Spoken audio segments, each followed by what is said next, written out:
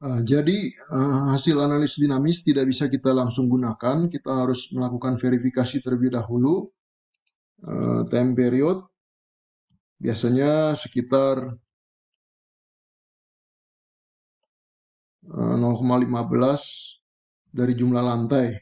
Kalau normalnya mestinya sekitar 0,6 detik, tapi ini kita time periodnya terlalu besar karena kolomnya mungkin terlalu kecil atau mutu betonnya terlalu rendah. Dengan begini kita harus menggunakan faktor skala yang cukup besar, yaitu 1,4 dan 1,7. Lalu kita memeriksa mode pertama dan kedua translasi, berarti sudah oke. Lalu kita memeriksa modal efektif mesh adalah 100%, ini sudah 99%, berarti sudah oke. Lalu kita memeriksa juga Bezier yang syaratnya sekarang adalah 100% karena kita sudah menggunakan faktor skala, maka didapat Bezier arah X 100% dan Bezier arah Z juga 100%.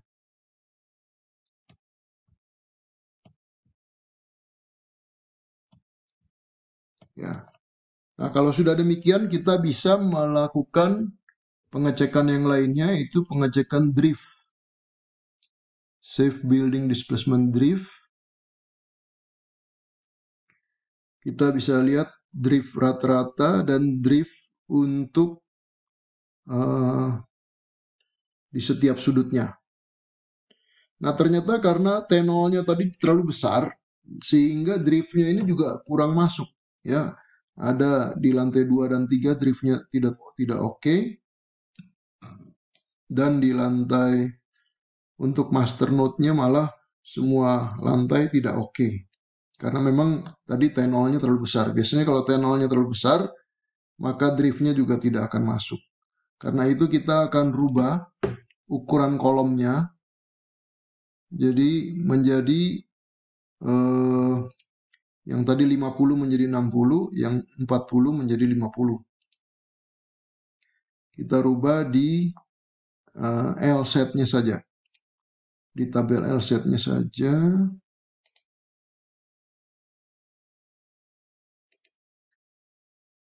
Tadi kita punya kolom ukuran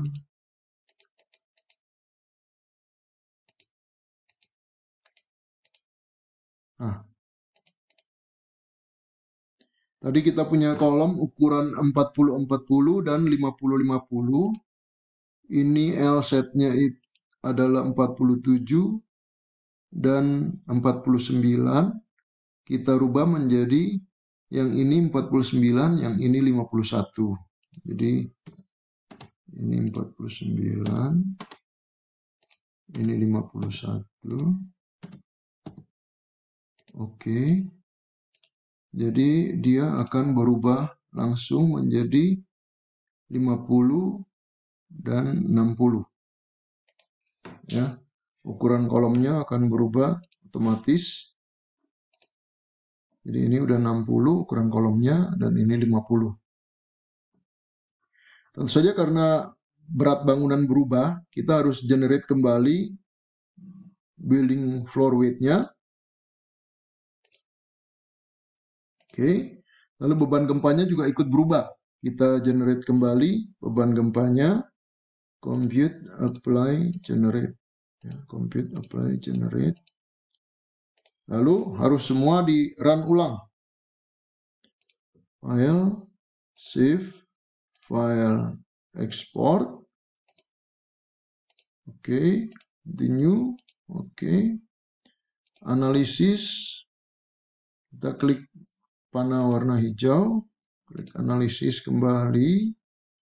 Nah, karena ini tadi eigennya kita gunakan 9, jadi iterasinya kadang-kadang gagal karena dia tidak mencukupi jumlah vektornya untuk mendapatkan eigen 9. Karena di sini jumlah lantai hanya 4, jadi jumlah eigen maksimum 12. Nah, dia biasanya bisa mencari jumlah eigen yang jauh lebih kecil dari total eigennya.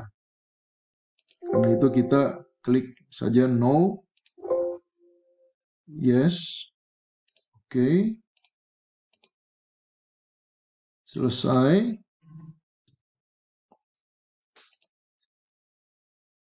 Lalu kita klik, kita close. Lalu kita lihat kembali building Bezier reportnya, dynamic analysis reportnya. Kita lihat sini karena kolomnya sudah dibesarkan, T0-nya sudah turun menjadi 1,13.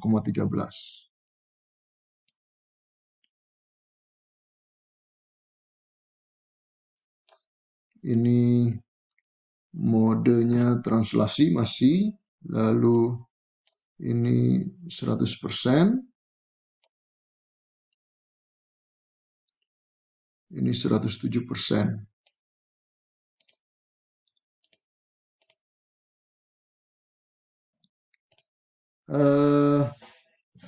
Ternyata setelah kolomnya dibesarkan 60-60, ini masih T0-nya masih cukup besar. Jadi saya periksa materialnya, apakah tadi kita lupa merubah materialnya.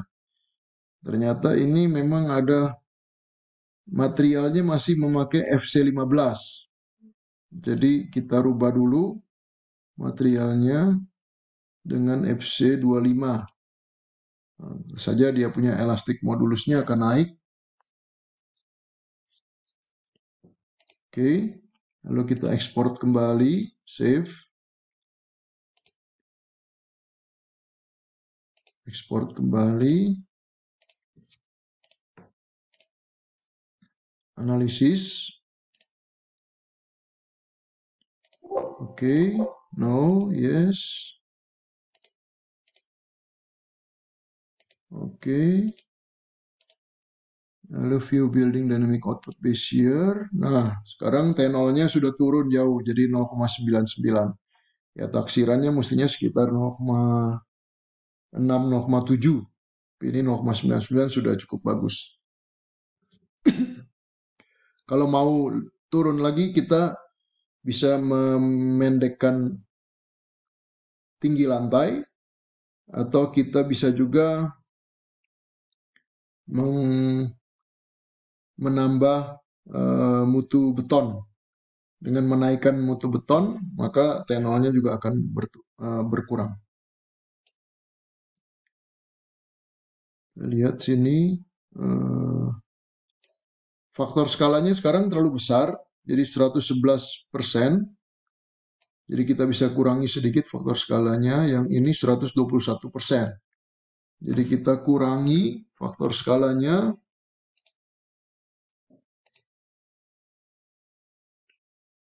Di analisis optionnya menjadi faktor skalanya 1,4 dibagi 111, berarti 1,26. Ini. Lalu yang 1,72 dibagi 1,2 menjadi 1,43.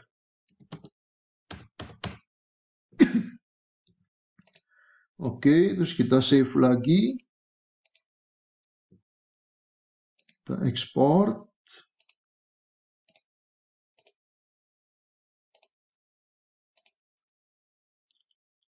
Analisis. Oke. Quit. Sekarang kita bisa lihat building dynamic output Bezier kembali. Faktor skalanya sudah balik kembali menjadi 100%. Ini juga 100%. Dan kita bisa berarti verifikasi analisis dinamik sudah berhasil. Kita bisa lanjutkan dengan pengecekan drift. Pengecekan drift, kita lihat ternyata driftnya sudah oke. Tetapi pada arah jet, driftnya masih belum oke. Jadi masih ada perbedaan sedikit. Maksimumnya adalah 7 cm, sedangkan driftnya adalah 7,2 dan 8,6 cm. Ini di lantai 2 dan 3. Nah, ini kita bisa lakukan dengan memperbesar kolom dan juga mempertinggi mutu beton. Misalnya FC25 kita naikkan menjadi FC30, akan memperkaku bangunan sehingga driftnya turun. Di sini kita lihat driftnya ada yang tidak masuk juga di sini, karena ada beban yang besar di atas, karena di lantai 4 kita gunakan live load-nya 400.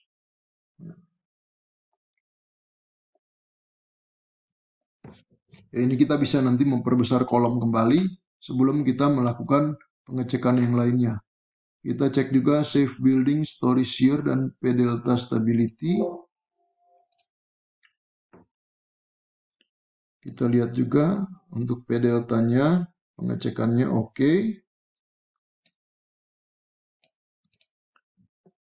Nah, cuma ada masalah di dalam drift yang tadi, karena bangunannya ini tidak simetris, jadi ada masalah torsi dan juga ada masalah dalam drift yang harus kita tangani. Jadi kalau tadi kita lihat untuk driftnya itu kolom lantai mulai lantai 2, 3, 4 itu driftnya tidak memadai. Jadi kolomnya harus diperbesar atau mutu betonnya dinaikkan atau tingkatnya diperpendek supaya driftnya masuk.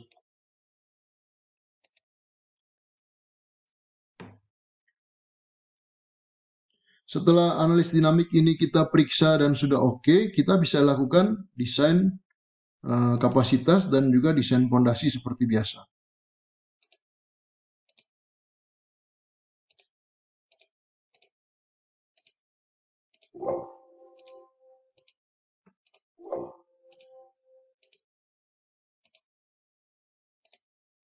Dan kita bisa melihat juga tulangannya yang mestinya hampir mirip dengan tulangan dari desain statik, dari analisis statik. Karena Bezier sudah disamakan 100%, hanya mungkin distribusinya saja yang berbeda sedikit dari analisis statik.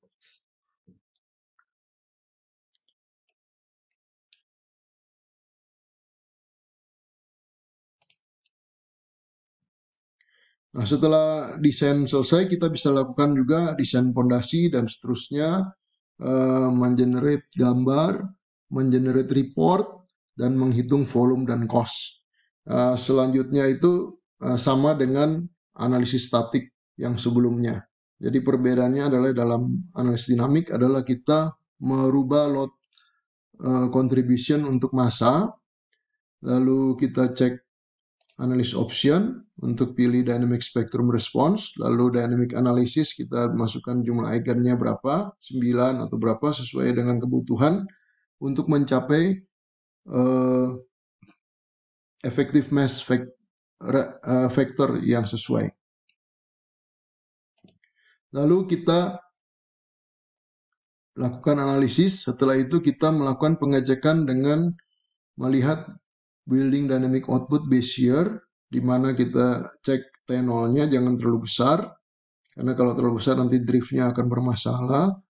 Lalu kita lihat modal direction vectornya, untuk mode pertama dan keduanya translasi. Lalu kita lihat effective mass vectornya harus 100%, lalu Bezier-nya juga 100%, kalau kurang dari 100% kita gunakan faktor skala. Lalu arah jet juga kita cek apakah 100%, kita gunakan faktor skala.